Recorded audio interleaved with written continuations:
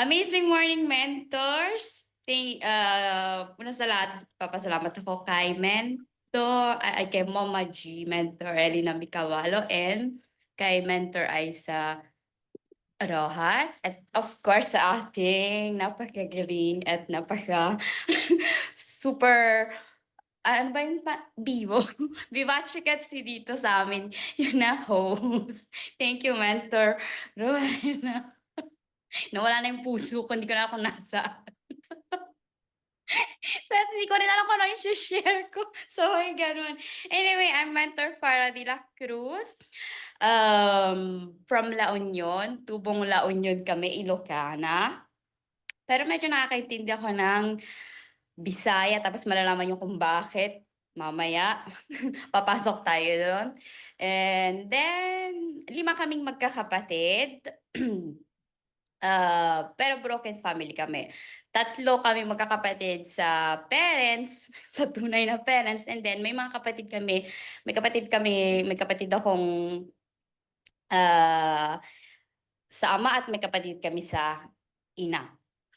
Which is si Mentor Melody is kapatid namin sa ina and Mentor Stephanie is kapatid namin sa ama. Pero para kaming as in tunay na magkakapatid. Pati si Mentor Melody at Mentor Stephanie as in talagang nagtuturingan silang magkapatid. So, 5 kami. And then, ano pa ba? Wala na, tapos na. Okay, simula nung ano, na nasa Pinas ka muna, Mens, tapos paano ka napunta diyan sa Italy, and paano ka napunta sa Siam? Bali, yun nga, naghiwalay yung parents namin is, mga ano ko noon, 4 or 5 years old siguro. So, si Mentor Julian, sobrang maliit pa talaga. And then, yung, actually, 4 kami sa parents namin, pero namatay yung isang kapatid namin. So, 3 kami natira. Yun nga, nung naghiwalay yung parents namin is, baby pa talaga yung pinakabunso namin. So, lumaki kami na hiwa-hiwalay. Ako sa mother ko, si Mentor Julian sa father ko, at yung bunso namin is sa tita ko, sa tita namin. So, yun, napunta kami sa Manila, si Mentor Julian nga is naiwan sa probinsya. And then yung kapatid ko is sa Nabotas, yung lalaki, yung bunso namin. So, sabihin na natin, medyo lumaki ako sa Maynila kahit hindi ako tumangkad. Lumaki lang. I think from 5 years old to 14 sa Cubao, Quezon City kami. Medyo similar konti kay Mentor Rowena dahil yun nga, nung time na nasa Manila ako, nagpapataya din ng ending. At yun din ang kung ano din yung pinapanalangin ng Mentor Rowena na sana walang tumama para sa akin lahat yung pera. And then, squatter area rin yung nilakihan ko sa Cubao, sa Quezon City. As in talagang sabihin na natin andun na lahat. Meron yung natutulog ka, parang ano lang, aswang lang eh. Dumadaan sa bubong dahil yung mga magnanakaw, doon dumadaan sa amin dahil ang likod ng squatter area namin is sapa siya, yung ilog. So doon sila nagtatago. Mga drug addict, andan na lahat. Tapos, yun nga, yun, nung malit ako, tapos, ang ginagawa namin, may 2 akong kaibigan, pumunta kami sa palengke, bumibili kami ng yung mga binibenta candy-candy, ganon, para magtinda. Tapos, yun, pero hindi naman ako yung as in dahil meron akong gustong bilhin. Gusto ko lang magkaroon ng nag-iipon lang pera. Pero hindi ko naman alam kung anong gusto kong gawin. Ay, anong gusto kong bilhin. Gusto ko lang mag-ipon ng pera. Tapos 14 years old, lumipat ako yun nga, nag-transfer ako muna sa probinsya dahil si mother is nag-abroad na. Pero before nag-abroad si mother, medyo nag-ano kami dahil na-operahan siya. Medyo nag-risk na yung life niya. Thank you Lord. Thank you kay Lord kasi kahit papano sinave niya ang aming mother. So yun nga, na-bless, nakapag-abroad. dumating naman yung sorry, yung mother ko nakapag-asawa ng nakilala niya yung bagong husband niya. Yun nga is sinilang yung kapatid namin si Melody. So, yun na naman, other hiwalay na naman sa isa kong kapatid. Ako pumunta ng probinsya, sila naiwan sa Manila. And then after how many years, nag-transfer na rin sila sa probinsya. And then, yun nga, nakasama ko na konti si Mentor Julian. Pero yung pagkakasama namin ni Mentor Julian is as in talagang ano lang, para magkasama kami ni Mentor Julian, pinapadala ko ng mama ko sa probinsya every after ng school, kada bakasyon lang talaga. Pero kahit papaano naman, meron kaming konting naaalala nung mga bata kami. Pero lumaki talaga kami ng separate. Sometimes si Mentor Julian pinapadala sa Manila. Kaso yun nga sa squatter area, ang hirap din talagang lumaki. Kumbaga, lalo na kapag iba yung kinalakihan mo, tapos punta ka ng squatter area, ganun. So, kahit si Mentor Julian, hindi siya makapag-stay doon. Tapos, as in, yung tinitirahan namin is, I think, mga uh, 40, wala pa yatang 40 square meter yun. As in talaga, andun na lahat. Kusina. Tapos, ang banyo namin is, pumupunta nga kami sa sapa. Yun ang banyo. Tapos, ang liguan, syempre, sa labas. Doon ka na dumadaan lahat ng mga tao. Sa tingin, I think, alam naman ni Mentor Rowena yun. Tapos yun, and then ayun nga, nag-transfer na kami sa lahat sa probinsya, kasama yung stepfather ko, kasama ko rin yung kakasama kami, kasama rin niya yung anak niya ng stepfather ko, dalawang boys. So, yun nga, magkakasama kami. Tapos sa father ko naman, andun si Mentor Julian, kasama rin yung isang kapatid namin si Mentor Stephanie. And then college, nagsimula na nagsimula nang nagkakakilala kami magkakapatid. Pero yung kapatid naming lalaki is ano pa rin, nakahiwalay pa rin sa amin. And then, yun nga, na-try ko naman ikinasal sa kasamang palad. Sumakabilang bahay. Sumakabilang bahay siya. Pero na-try kong ikinasal. Na-try ko naman yung emotion na yon. And tapos, ang ano ko lang is yun, 2000, kung hindi ako nagkakamali, 2000, September 8, 2006, na-diagnose na meron akong dermoid cyst. So, sabi ng doktor, try mong mag-baby para matanggal na pati ang cyst. O kailangan operahan na natin kaagad kasi hirap din ako yun nga, sa pagdudumi dahil bali yung dermoid cyst, ganito siya kalaki, kung gaano kalaki yung palad ko, ganito siya kalaki, pinatungan niya yung bali yung rectum na pinaglalabasan ng dumi natin. So hirap na hirap talaga ako nun, as in talagang dugo na yung binabawas ko dahil nga palagi akong talagang parang ewan ko lang, hindi ko alam kung anong feel lang nanganganak pero parang ganun, as in talagang pero dugo na ang lumalabas. So yun nga, sabi ng doktor, i-try yung magkaanak para gawin natin lahat, proseso natin. Tapos may risk daw kasi na baka matanggal yung left ovary ko. So as in, imbes na mag-try na mag-baby na parang na-stress kaming mag-asawa, so walang nangyari. Inoperahan ako kaagad. And yun, kaso lang talagang may hirap pa rin talaga daw ako na magkaroon ng baby. So nung sinabi ng doktor sa akin yun, bali sabi niya, ay para sa akin, as in parang pinagsakan ako ng, ewan ko, bumagsak yung mundo sa akin. Kasi dahil nga broken family kami, so para sa akin is napaka-importante ang pamilya, makabuo ng pamilya. Yun. Wait lang, pause mo lang. Sobrang big issue kasi sa akin ito. Yun. Hindi ako hindi ako pinalad na magkaroon ng baby.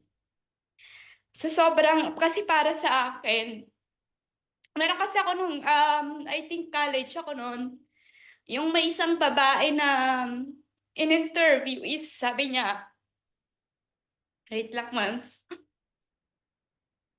wala daw silbi ang isang babae pag hindi nagkaroon ng anak. So sobrang tumatak sa isip ko yon. So yun, nung sinabi ng doktor ko sa akin yon, as in talaga, binagsakan ako ng, parang feeling ko parang, ano yung sabi ko, bakit ako? Ayoko naman, hindi ko naman sinasabi ng isa iba na lang dahil nga, halap ko naman halos lahat tayong mga babae is gustong magkaroon ng anak. So, sabi ko siguro nga, may purpose ang Diyos kung bakit ganito. And yun, tapos yung ex-husband ko is, dahil alam niya nga na hirap ako magkaroon ng baby, natakot din siya na mag-isa daw sa mundo. Kumbaga, nagkaroon kasi siya ng uncle na namatay mag-isa. Natakot siya. So, yun yung doon kami nagkaroon ng problemang mag-asawa. Yun. Tapos, yun, anyway, yun nga, pero yung pag-abroad ko is, dahil ang mother namin, dito sa Italy, nag-risk din yung life niya. So, nag-decide kami ni Mentor Julian na mag-pass ng documents kung sinong mauuna sa amin para maalagaan yung mother namin. Yun, bali ako yung medyo pinalad ng konti na unang lumabas yung papers ko. So, yun nga, tapos syempre kinausap ko muna yung ex-husband ko na ganito ganyan. Umuo naman siya, tapos na ang deal namin is susunod siya. Kaso ang problema, yun nga, siguro yung LDR talaga is minsan hindi talaga nagwo-work. Yun nga, mentor. So, makabilang bahay siya. So, yun. Tapos after, I think mga after 2 to 3 years, nakasunod naman si Mentor Julian. Pero, yun nga, 2013, another, ano na naman sa buhay namin, ang mother namin is, as in, sabi ng doktor sa amin, hintayin na lang daw namin na mamatay yung mother namin. So, another, ano na naman yun sa buhay na. So, yun nga, hindi na, sunet, ano naman kami, may nakilala yung new husband ng mother namin, mayroon daw isang doktor na makakatulong sa parents namin. So, thanks God, ay sa mama namin, awa ng Diyos, yun nga, tawag na dito, hanggang ngayon, si mother is okay naman siya. And then life kung bakit nakapasok kami na ako ngayon nandito kay IAM. Si Mentor Julian is sobrang as in since yun nga bata pa siya, mahilig siya talagang ng yung mga ganitong negosyo. Tapos marami na rin kami nasalihan na networking kahit papano. Pero yun nga siguro din sa trabaho namin ganito ganyan, hindi kami masyadong maka-attend, and buti na lang kay IAM is merong ganito. So, talagang natutuloy-tuloy. Yung iba kasing networking, kailangan mo talagang sa mga iba't ibang lugar kung talagang gusto mong mag-workout yung negosyo mo. Ang problema nga is, gaya ng sinabi ko, sa trabaho natin, hindi naman tayo pwedeng palaging humihingi ng um, free day ay kumbaga ng tawag na dito, day off sa mga amo. So, yun, nakilala namin si Mentor Julia, nakilala niya si Mentor Jocelyn. And then, pero hindi ko akalain kasi na networking ang IAM. Pero nainteresado ako sa product dahil nga gaya ng sinabi ko sa inyo mentors na meron na talagang problema sa health. So, ngayon ganito lang muna ako, hindi ko alam, wait na lang ako kung ano yung talagang ibibigay ni Lord sa akin. Tapos yun nga nung siguro mga ewan ko kung, wala pang ibang isang taon si Mentor Julian, yun sabi niya nasa bakasyon ako sa Pilipinas, tawag siya sa aming tatlong magkakapatid, sa aming tatlo, yung kaming mga girls. Sabi niya, bilis, bilis. Sabi niya, sali kayo dito. Ipe-pay-in ko kayo. Siyempre kami. Bali, ano kami kung kaming magkakapatid, halos yun nga, wala kaming mga kaibigan madami. Pero kasi dahil siguro na rin sa mga kapatid ko, doon namin nararamdaman kasi na hindi na rin kulang yung magkaroon ng kaibigan dahil para rin kami magkakaibigan na magkakapatid. Kami-kami mga nagmamarites. So yun, yung kapatid ko, sabi niya, dali, dali, very supportive kami sa isa't isa. Kung ano yung ano ng isa, sinusuportahan namin. Kumbaga ganun. So sabi ni Mentor Julian, dali, pay in kayo, bilis. O kami naman, sige, sige, sige. Kahit hindi namin alam kung ano yun. Pero kahit pa paano alam namin yung product.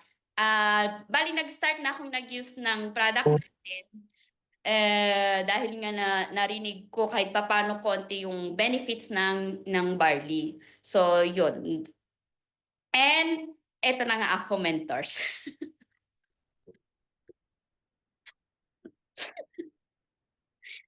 Yan. Okay. So tapos na yung ano, mapagdamdaming ano, talagang may naman na napapaiyak dito talaga ano, ayan. Oh, 'di ba? So, minsan kasi yung iyak na yun actually is like, you are being, showing that you are being strong actually, na napagdaanan mo yung mga bagay mo na yun, but it's really, you are so blessed, no, beyond talagang hindi mo masukat akalain, 'di ba? So, yung buhay ni Mentor Farah is talagang alam mo yun, yung iba-iba nga, eh, sabi ko nakakatuwa kasi iba-iba ng kwento ng buhay 'no. So sabi dito, I just want to read from James chapter 1. Every good and perfect gift comes from above, no? So hindi ka man Mentor Farah for now, no, na magkaanak, and don't feel that alam mo minsan kasi na kumbaga yung sabi nga is pagiging ano, babae daw is kapag magkaroon ng anak. Pero I have talaga a lot of friends that, hindi rin pinalad 'no, pero talagang, just like you 'no, be a fighter and be encourager to other people 'no. So thank you so much Mentor Farah, ayan, sa iyong, talagang nakakaano 'no, na, we have a same ano din pala background 'no, ng buhay 'no, ng batang squammy 'no. 'Di ba? So, nakakatuwa kaya pala jolly din si Mentor Farah, 'di ba? Very jolly din 'no. So, yun ngayon ko lang napagtanto din 'no. So, pero alam ko jolly siya, pero yun yung pala yung buhay niya 'no. So, anyway, ayan. So, para sa ating second part, ayan, shoutout 'no sa mga bagong dating natin. Ayan, si Mentor Arlene din relate, 'di ba? Talagang may dahilan si Lord, sabi ni Mentor Arlene, 'di ba? So, tingnan mo, 'di ba? So, marami tayo talagang mga mentors dito na kumbaga is na-encourage pa natin at nakapag-motivate sa bawat isa. So our second part now is ito na yung ating question and answer. Ayan, ready ka na ba? Mentor Farah, tigidugudugudug, ayan. So unahin na natin yung inyong ating questions. Ayan. So dahil sabi mo nga no, kailan yung huli mong umuwi ng Pilipinas? 1 year ago, Oh, 1 year ago. So, ano yung pinaka-miss mo, yung na-miss mo father sa ko. Pilipinas nung umuwi ka? Ano yung gusto mong gawin? Actually, yung ginawa, na-miss mo? Ano yung na-miss mo? Actually, sa lahat sa Pilipinas, mens, kumbaga, hindi ko naman as in sinasabi na ano, pero nakakamiss lang din talaga yung buhay, para sa akin yung buhay probinsya, yun. Kasi yun nga, na-try ko nga sa Manila, tapos bumalik ako nag-work sa Manila, pero talagang siguro ang Manila is hindi para sa akin. Kumbaga, mas ano kasi ako sa ano so ang nami-miss ko is actually nasa probinsya rin kami dito sa Italy, pero iba pa rin talaga yung buhay sa Pilipinas. True. Oo, tama ka dun. As in, yun yung nami-miss namin kumbaga. Tapos yung sobrang relax lang ba, gano'n. Kahit na kokonti yung pera mo, okey pa rin. Tapos, yun din yung kumbaga sa yung mga kapitbahay mo ganyan, meron kang kumbaga, nakakakuwentuhan ganyan.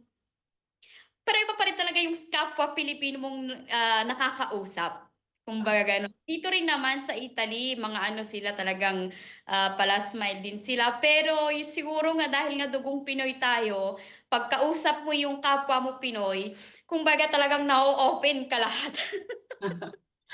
Oo, totoo yan. Parang may magnet, eh, 'no? Oo, as in May yung talagang magnet.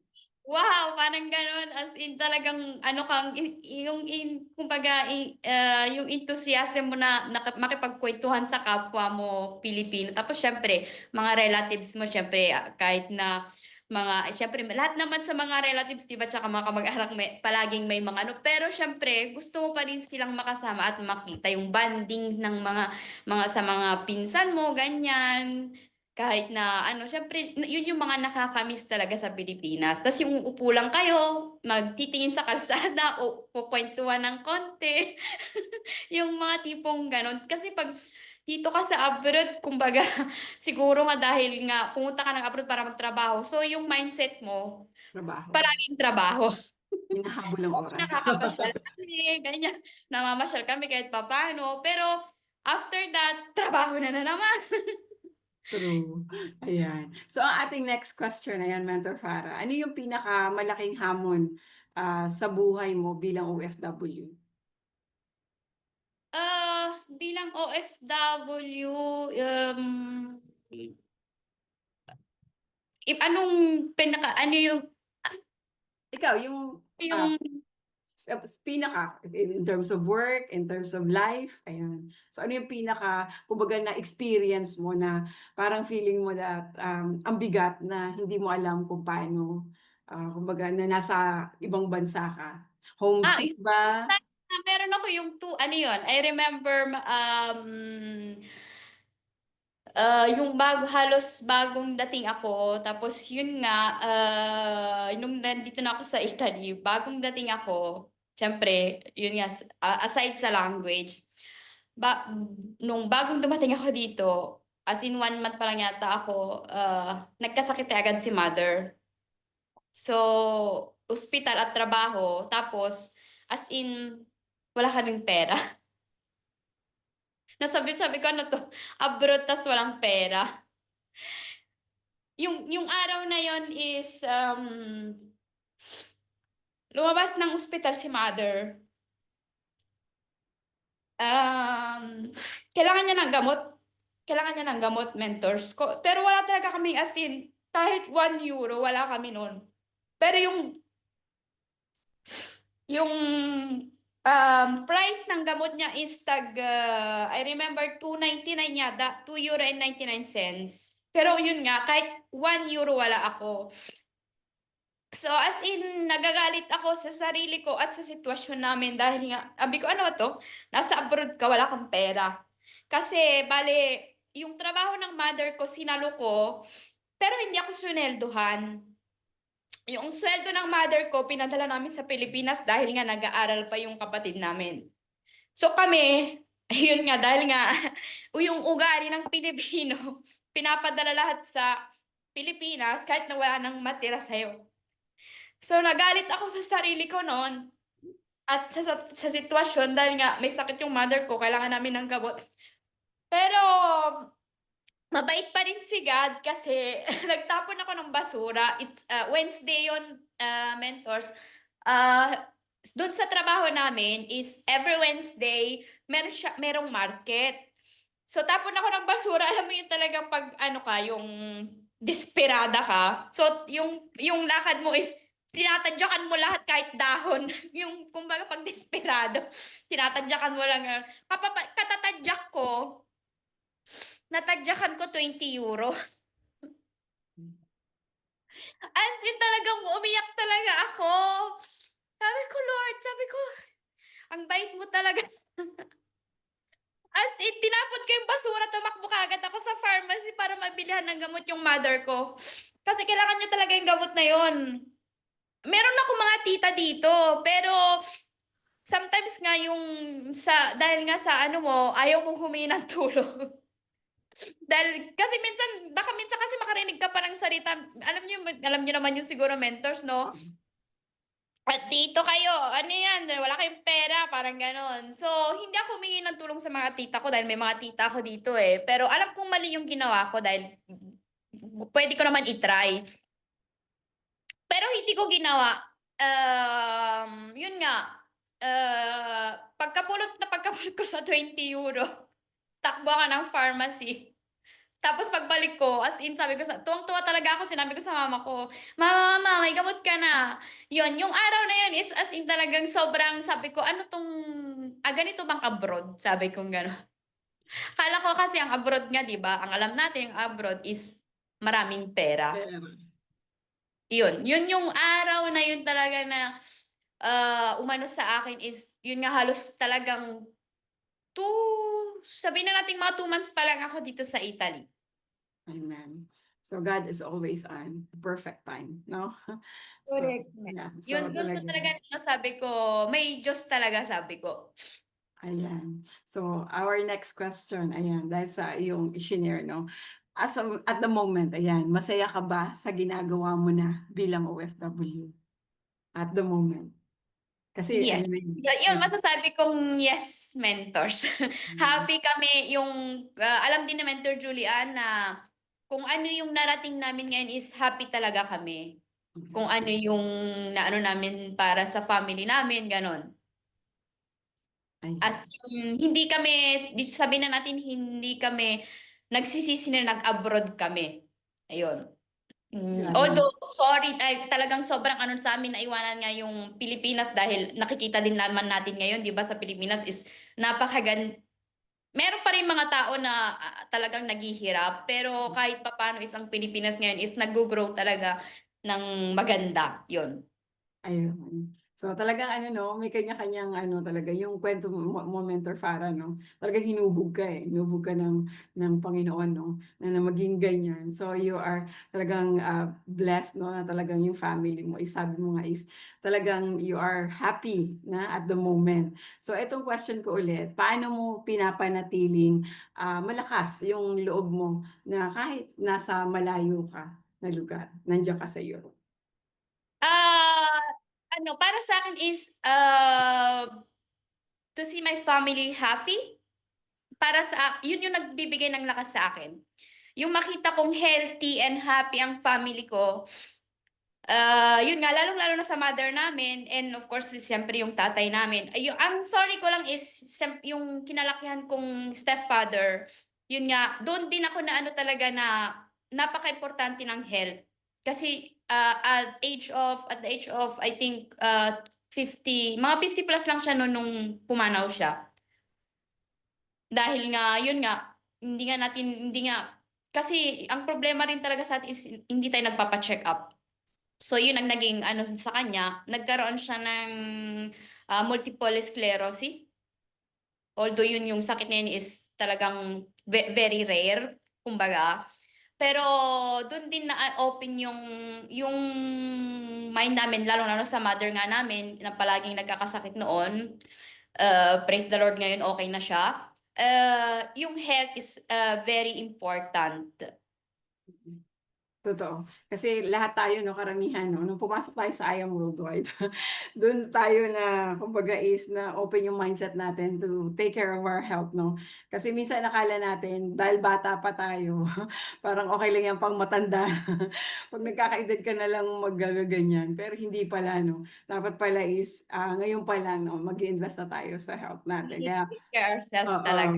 So totoo yan 'no. So lahat Kasi tayo ito 'no yung na puhunan natin, eh. ang ating katawan, katawan ng puhunan. Parang iba yata yung word. Katawan natin ang ating puhunan, ayan, 'di ba? So, totoo naman 'yan. So, palakasin, ayan. Oh, 'di ba yung ating katawan. Thank you so much, Mentor Fa ayan, meron pa akong ano, question pa. Ayan, so, now naman sa yung employer mo, so, okey naman ba yung, pinagtatrabahuhan mo as of now? Okey ba yung work mo? okey naman mens, kumbaga sabihin na natin itong work ko na 'to is, yun nga yung binabantayan kong ano, yung care ko ngayon is, ano siya, bale 2 years old siya. Pero yung kumbaga yung mga anak niya kasi ngayon ang pinakaano ko. Pero yung kumbaga relationship namin, tinuturing naman nila akong sabihin na natin parang part ng family nila. Kumbaga ako yung nagma-manage na kumbaga dito. So, pumupunta lang talaga sila para kumbaga mayroon silang trust sa akin na naaalagaan kong mabuti yung tatay nila. Pero ako naman din kasi as, hindi kasi naman as, kumbaga, dahil nga, tawag na dito, nawala nga rin yung stepfather ko, kumbaga inilagay ko yung sarili ko sa sitwasyon nila. Sabi ko, hindi kumbaga hindi ang inaano ko ngayon hindi lang ito trabaho. Sabi ko, tao rin ito sabi ko. So, ay kailangan ko siyang alagaan mabuti kumbaga. Kasi minsan naman kahit papaano meron kasi tayong naririnig din 'di ba na gano'n nga. Minsan, kumbaga siguro yung mga wala ring puso hindi naman ako nagsasalita ng masama sa ibang tao, pero meron din kasi talagang ako naririnig na sa balita na talagang minamaltratato yung mga inaalagaan nila. Pero ako, yun nga, itong trabaho ko na 'to is happy ako dahil nga katulad nito, nagagawa ko yung gusto ko, katulad ng itong sa IAM. Minsan 'pag nadadatan nila akong nasa training, sila pa yung ano, kumbaga hindi umiimik. Sabihin niya, gaganon sila. Kasi nga kailangan ko mapakinggan. Ayan. Oh, so etong next question natin pang Miss Universe 'to. Charot. So, Ah, kailangan ng corona. Ayan, okay, in ayan, ayan, ayan, English. Oh, in naka-corona English. na. Pang Miss Universe, ayan. Do you believe? Oh, do you believe? Joke. Grabe Bigla talaga may kinubahan. Do you believe in being resilient amidst of hardship? Oh, charot. Tagalog. So, in Tagalog, ito na lang. Naniniwala ka ba sa pagiging matatag sa gitna ng mga hirap? Ayun. I believe, sabi gano'n. I believe Chasa and the winner is? Biglang gumanon, I believe. Di ba? Pero Biro Mentors, ay pakiulit nga daw sabay gano'n. Ayan, repeat the question. Ayan, naniniwala ka ba sa pagiging matatag sa gitna ng mga hirap? Yan. Sa tingin ko naman mentors kahit papaano siguro oo. Hindi ako sigurado pero awa ng Diyos, tawag na dito, kumbaga go with the flow ako. Hindi ako yung tipo na masyadong dinadamdam yung mga nangyayari sa buhay. Um, kumbaga pinapasa Diyos ko na lang lahat. Hindi ko naman yung sabi kong ano, kumbaga pinapasa Diyos dahil nga sabi ko everything happens sa life natin is si God ang alam ni God 'yan, sabi ko. So, naniniwala ako na nangyayari ito dahil may reason, 'yun. So 'yun siguro din nagiging matatag ako dahil nga sa paniniwala kay God. Mm. Naisip ko rin minsan na kung wala sigurong Diyos, sabi ko, sa tingin ko talaga din, sabi ko, siguro hindi na ako, hindi, kumbaga wala ako ngayon sa kinakatayuan ko. Yun yung ano ko. Yes. Minsan, pag iniisip ko rin yung mga nangyayari, actually, hindi ko naman sabi ko, ang dami kong napagdaanan na paghihirap dahil hindi talaga totoo yun. Dahil nung bata kami, yun nga, kahit pa paano yung parents namin, hindi nila pinaramdam na maghirap kami kahit na hiwalay sila. Yung mother ko talagang nag-ano rin siya na ibigay yung gusto namin, gano'n. So hindi ko masasabi rin na talagang, tawag na dito, may pagkukulang sila, parang gano'n. Kahit na broken family kami, kahit papaano happy naman kami. So hanggang Yes. ngayon nga, yung family namin is kumbaga Ngayon katulad dito itong mga week na 'to is nagkasama yung father ko at mother ko together with their, partners. So Oo, magkakasama kaming lahat. so sweet. Ayan, so may tatlo pa akong question. Ayan, ito, third to the last. Ano yung pinakamalaking, kinatatakutan? Ah, kinakatakutan ko, malaking kinakatakutan ko is, yung ano ba? Kasi sasabihin ko kung noon pa kasi nga mentors yun nga nung kung yung question na ito is iko-question mo sa akin nung time na nalaman ko na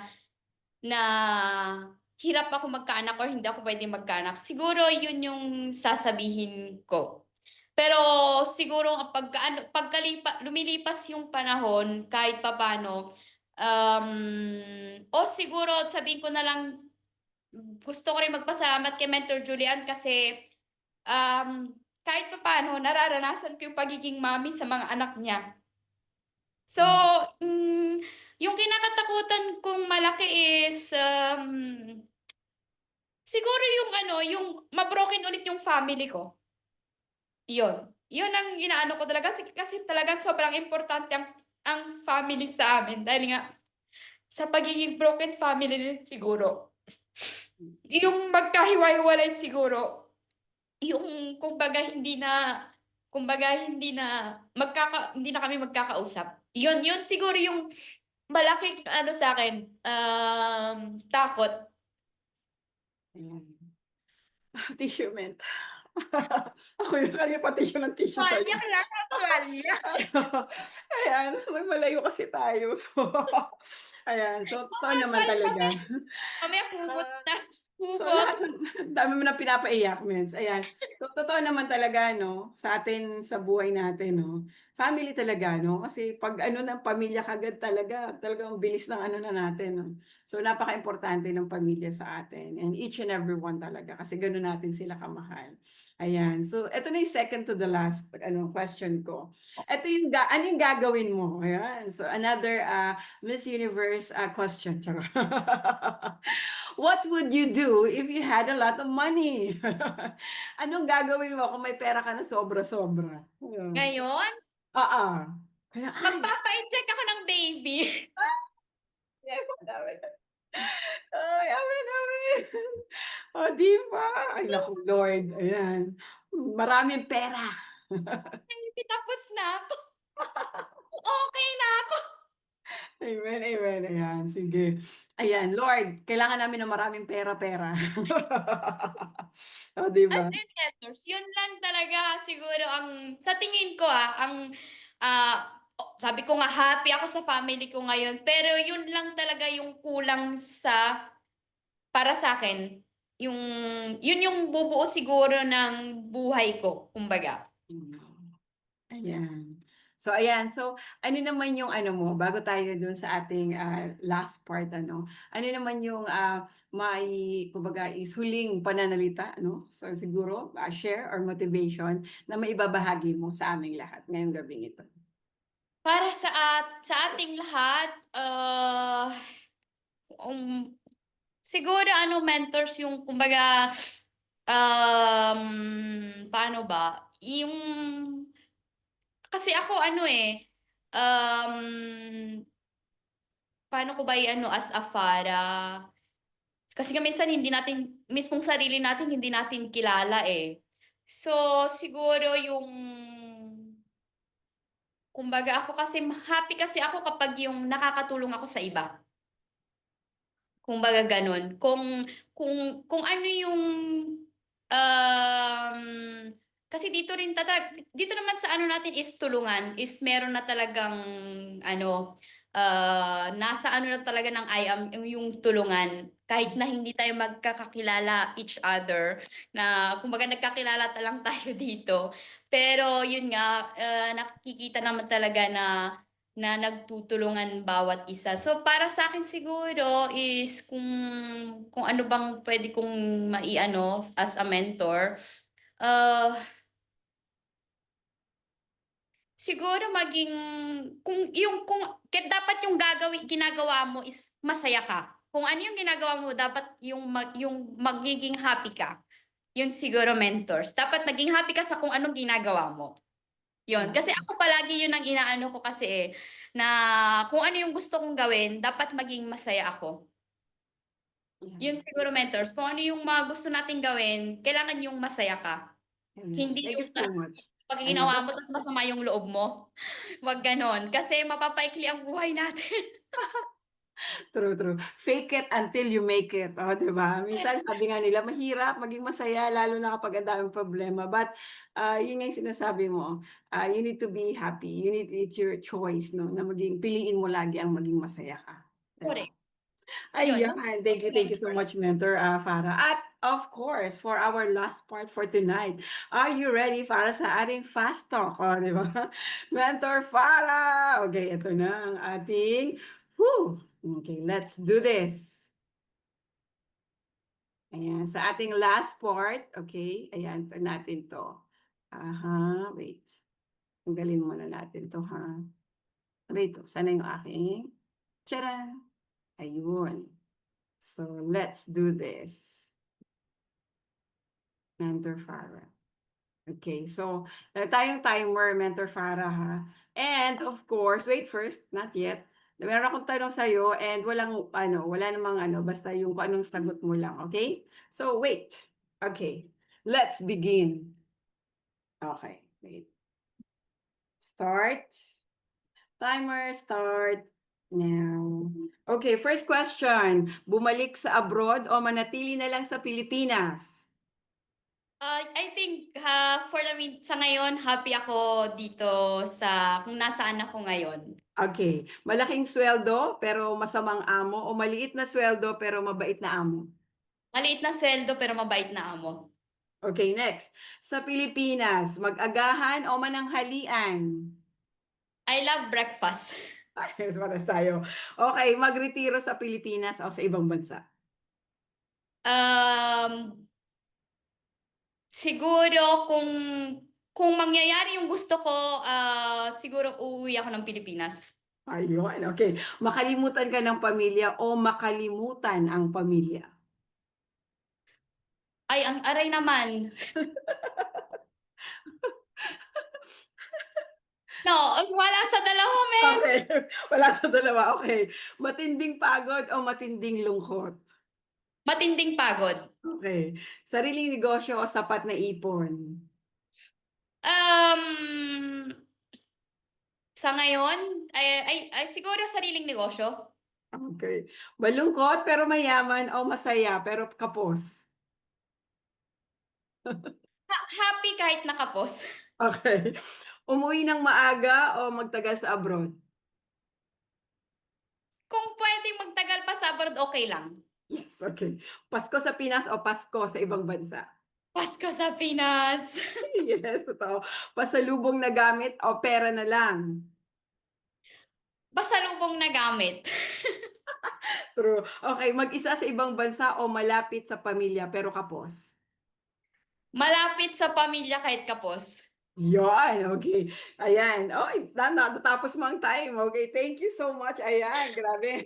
Ang bilis sumagot. Ayan, okay. Ayan, maraming salamat, Mentor, para natapos niya ang kanyang question. So, ayan. So, bago matapos ang lahat, ayan. So, ano naman yung pinanghahawakan mong memory verse, no, na nagiging kalakasan mo sa araw-araw? Yung Bible verse. Mhm. Anyway, yung ano ko is since talagang as in nung ano ko is yung ano ko lang, sabi na natin motto is nasa Facebook ko rin yata or iniba ko, nakalimutan ko lang. Para sa akin, life is beautiful.